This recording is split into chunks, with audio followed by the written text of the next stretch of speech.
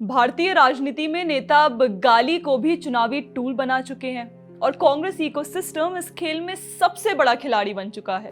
बिहार की कांग्रेस और RJD rally में विपक्षी दल के कुछ लोगों ने प्रधानमंत्री नरेंद्र मोदी और उनकी मां को खुलकर गालियां दी, लेकिन सोशल मीडिया पर जैसे ही इस बात को लेकर आउटरेज हुआ तो हमेशा की तरह इस इकोसिस्टम ने ड्रामा शुरू कर दिया। मतलब गाली भी दी लेकिन मासूम बनने की एक्टिंग भी करी।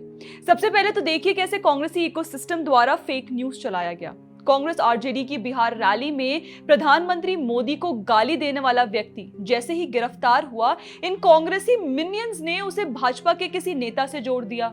मतलब अब राजनीतिक समझ के साथ साथ क्या सामने दिख रहे दो अलग अलग बंदों में भी ये अंतर नहीं कर पा रहे हैं।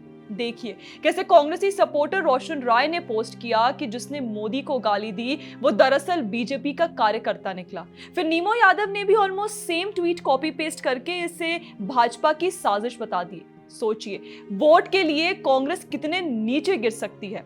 कांग्रेस मन से गाली दिलवाई, फिर बीजेपी पर इल्जाम मढ़ दिया, गाली भी कांग्रेस दे और सिंपैथी भी कांग्रेस बटोरे।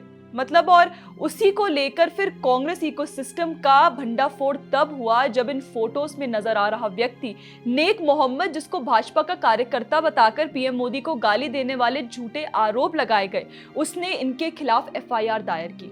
जी हाँ, आप जरा ये वीडियो देखिए। मैं आप सभी को बताना चाहता हूँ कि बिहार चुनाव को लेकर के कुछ ट्रोलर लोगों ने मेरे खिलाफ साजिश रची है।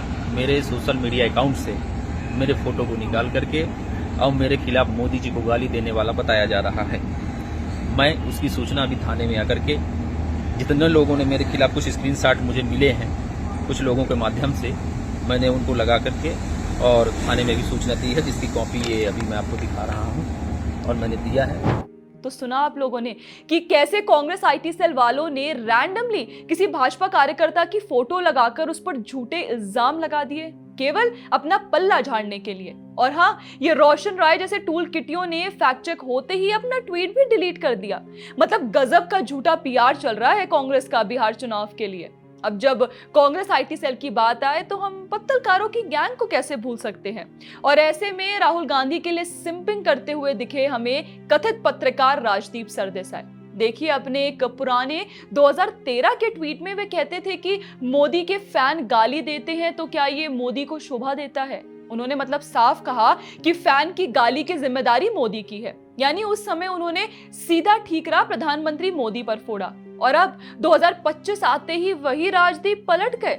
उन्होंने अब ये पोस्ट करते हुए लिखा कि blaming Rahul Gandhi for what an unknown कार्यकर्ता सेज इज प्योर पॉलिटिक्स। यानी राहुल गांधी की रैली में कांग्रेस कार्यकर्ता गाली दें फिर भी राहुल जिम्मेदार ना बने। राजदीप ने प्रधानमंत्री मोदी के मामले में अकाउंटेबिलिटी पीएम मोदी पर डाली, लेकिन राहुल के मामले में जिम्मेदारी किसी अननोन कार्यकर्ता पर डाल दी।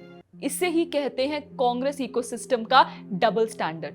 देखिए कैसे कांग्रेस इकोसिस्टम अब गाली को सड़क छाप गुंडागर्दी बताकर राहुल गांधी को बचा रहे हैं। वो कह रहे हैं कि राहुल मंच पर नहीं थे इसलिए उन्हें दोष मत दो, लेकिन हकीकत ये है कि स्टेज कांग्रेस का था, माइक कांग्रेस का था, झंडा कांग्रेस का था और भीड़ कांग्रेस की थी। फिर भी कांग्रेस गाली का ठीकरा बीजेपी पर फोड़ रही है।